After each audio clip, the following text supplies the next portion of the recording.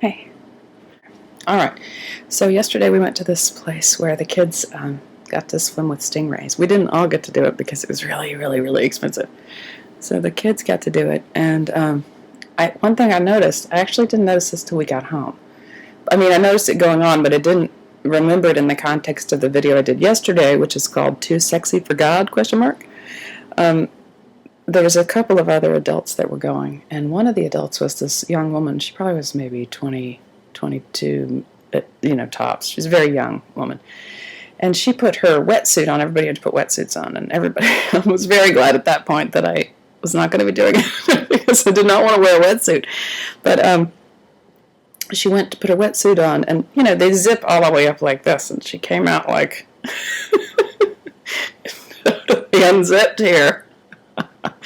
And the lady who was teaching the thing, she's like, you might want to zip that up because it gets a little cold in there.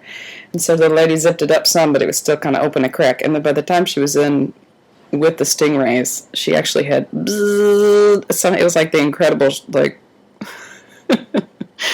incredible moving zipper. It just kept coming down and down.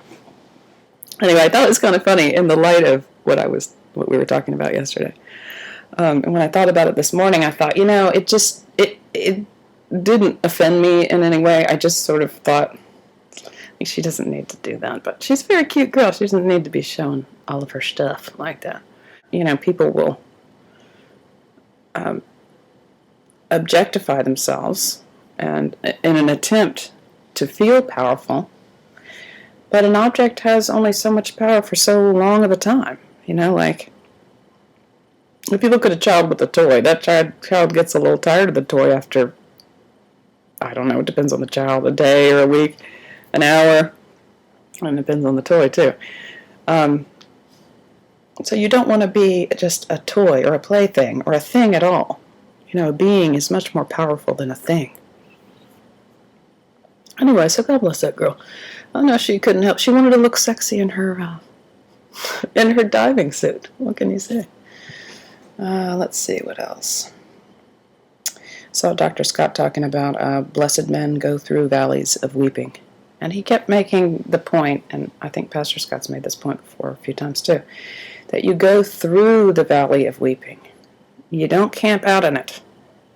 So those of you who are, in a tough place, you go through it. Don't stay stuck in it. Just keep going through it. Keep moving through it. Keep letting the tears come. Keep letting the healing come. Let's see what else. The scuba suit situation, got that. Another thing I thought I might talk about today is something called learned helplessness. Kind of came up in another topic earlier. Learned helplessness is, maybe I'll just read the definition from. All right, this says, learned helplessness is the condition of a human or animal that has learned to behave helplessly, failing to respond even though there are opportunities for it to help itself by avoiding unpleasant circumstances or by gaining positive rewards. Okay, so the interesting part about this, to me, as someone who used to teach psychology, this was always an interesting one to teach people because it does clearly show you what happens. This researcher named Seligman and a few of his buddies, I'm not sure who else, but this is 1967 on my sheet there, so I guess that's when it happened. In the 60s, they did this experiment with rats, and they created these conditions for the rats to study this phenomenon of what they were theorizing about, which is this learned helplessness. So they took the rats and they made up two different, I guess you'd call them maze boxes or puzzle boxes. They're two different boxes that contained each condition for the rat. So the first rat would go into the first box where the floor would shock the rat. But the rat learned that it could go up on a little shelf or something like that to be relieved of the pain. This might not be all the right details, but the essence is there. All right, so this rat, the first rat, could actually escape the pain. So he learned in his box he was able to somehow move to a certain part of the box and he was able to escape the shock. Why they were so persistent in the 60s with using shock and shocking people and animals, I don't know why they did that, but thank God that's over. Okay, so the first rat learned he could get out of it. All right, the second rat in the next box was put into a box that had a similar floor. It would get shocked, but this rat had no place to escape. Okay, so eventually it learned that it had absolutely, no matter what it did, no matter which part of the cage it went, no matter how many times it tapped, nothing was going to happen. The thing was not going to stop shocking the rat. Okay, so that rat learned, this is not, there's nothing I can do. Now, maybe it didn't think like that. Rats are not human. But the rat basically just had to accept that this pain was going to be part of its existence here. Okay.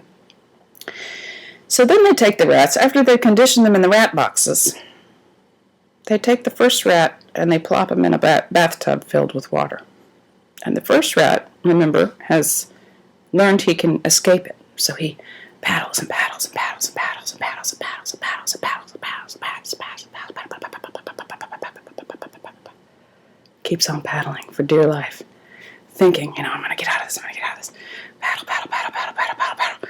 Some way I can get out of it. Okay? He paddles for like hours. All right? The second rat, the one who learned he could not escape the pain, they plopped him in the tub, and he went.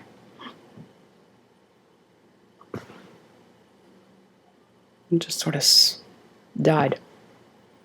Barely paddled at all, barely tried at all. So the situation from the maze clearly generalized over to this new situation in which maybe he could have escaped, but he didn't even try. He didn't even know that he could. Just didn't even try. So that's what learned helplessness is, and I see that in people a lot. People who have pretty serious problems have learned, especially if they were abused when they were children.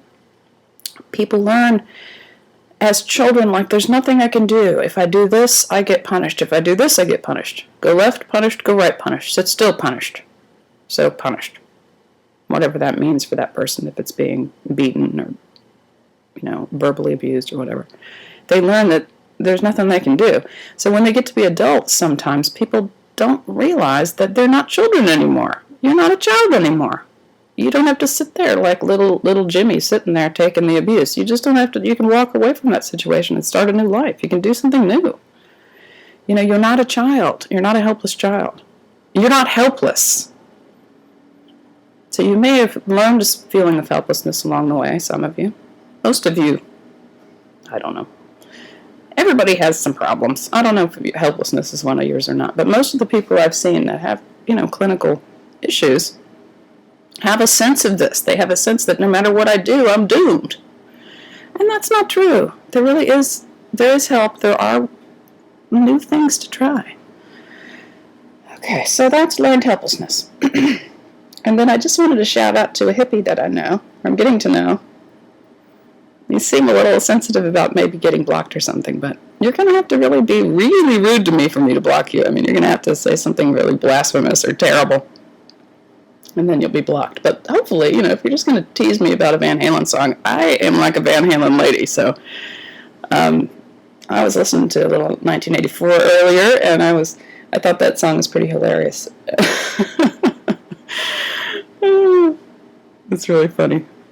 It says, I think of all the education I missed, but then again, my homework was never quite like this. You don't have any homework, guys. Go enjoy the day.